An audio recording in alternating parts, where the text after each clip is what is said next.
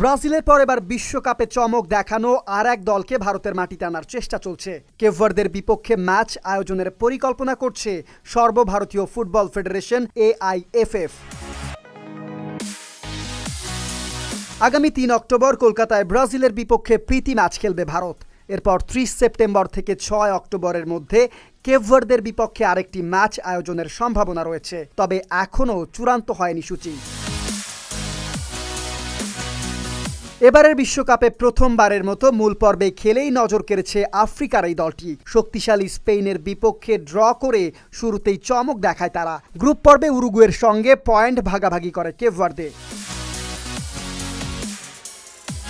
এরপর শেষ ৩২ বিশ্ব চ্যাম্পিয়ন আর্জেন্টিনার বিপক্ষেও দুর্দান্ত লড়াই করেছে দলটি। পিছিয়ে পড়েও ম্যাচে সমতায় আসে তারা। শেষ পর্যন্ত অতিরিক্ত সময়ে গোল হজম করে বিদায় নিতে হয় তাদের। তবে দলটির আলোচিত নাম গোলকিপার ভোজিনহা। স্পেন এবং আর্জেন্টিনার বিপক্ষে একের পর এক অসাধারণ সেভ করে বিশ্বকাপের অন্যতম চর্চিত গোলরক্ষক হয়ে ওঠেন তিনি। ব্রাজিলের পর ভারত কি সত্যি কেপ ভার্দের মতো চমকপ্রদ দলের মুখোমুখি হতে যাচ্ছে? উত্তর মিলবে আলোচনাগুলো চূড়ান্ত হলেই। Desk report, Dhaka post.